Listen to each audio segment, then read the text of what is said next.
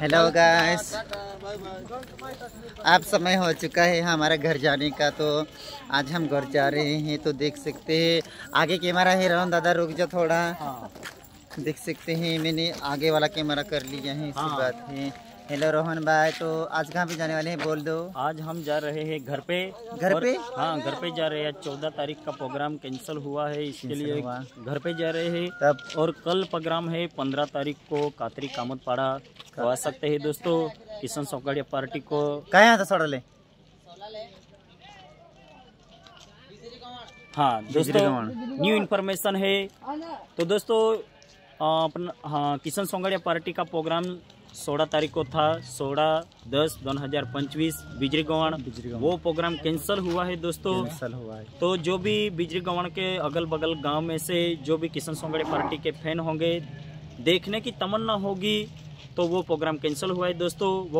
वो programme next तारीख ली है, तारीख चेंज हुई है। तो वो तारीख आपको शीला गेंद्रे के चैनल पे नेक्स्ट वीडियो में आपको वो तारीख का इन्फॉर्मेशन दे देंगे। लेकिन तब तक के लिए हमारी शीला गेंद्रे चैनल को लाइक और सब्सक्राइब करने का दोस्तों। आज जा रहे हैं घर पे। तो दोस्तों हमें भी जल्दी जा रहे हैं। गाड़ी आ रही है दोस्तों, इसलिए हमको भी घर पे जाने का है, थोड़ा काम है दोस्तों, इसलिए। तो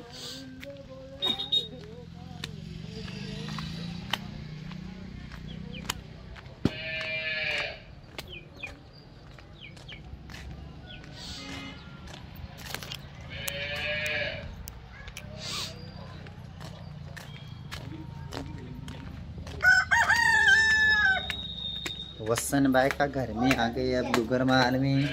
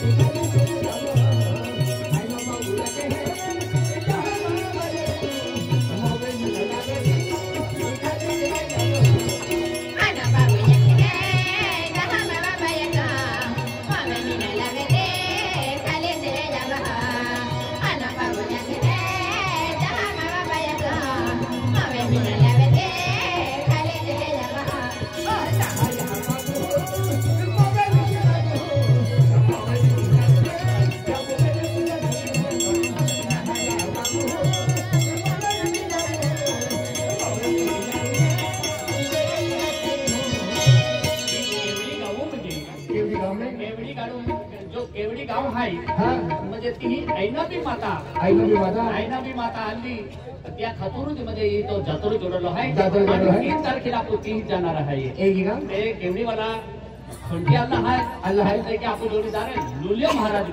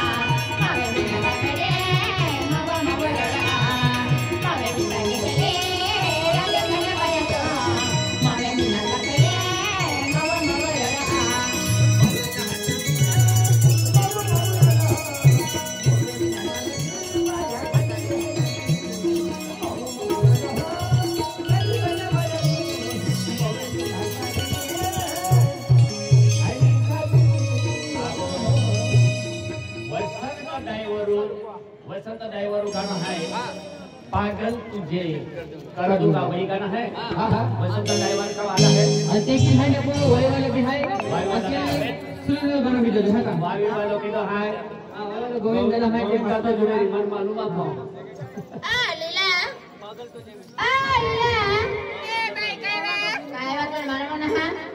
पागल तुझे मैं कर दूंगी ऐसा एक दिन प्यार में के बात करना ना अब वसंत ड्राइवर है यार, देखिए दो है वाली वाली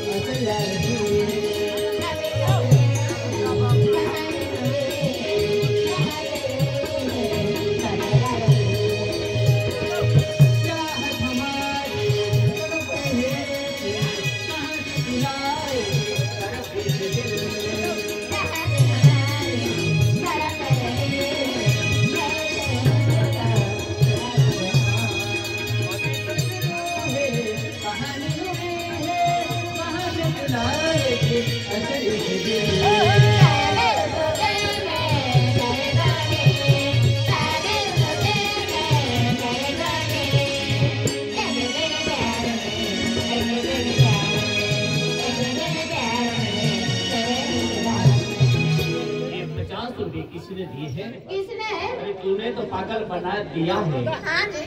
लेकिन एक ना एक दिन वो प्यार में तुझे पागल बना देगा। ये वसंत ड्राइवर का वादा है। रुपए कमाने वाला। पागल तुझे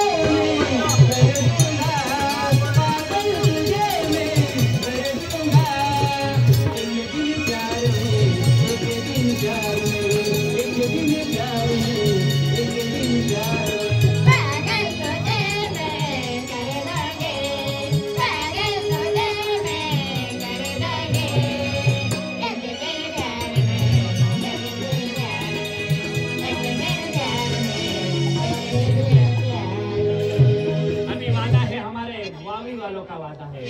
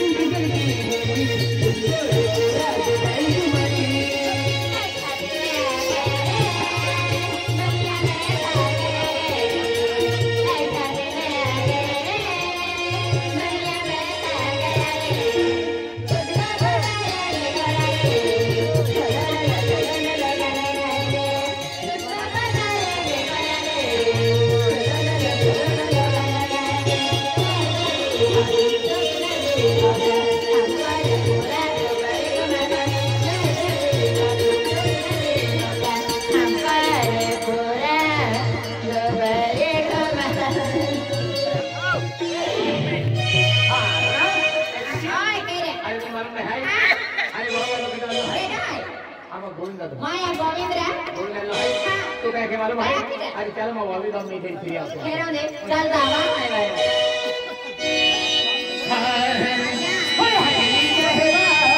तुझे जाए बाजा अरे वाली बता दूं मैं जाए भैया अरे आओ बोले वाली आज बने ना बाबा अरे गोविंद अरे बोलो भाई खेरो दे ये हम करते हैं।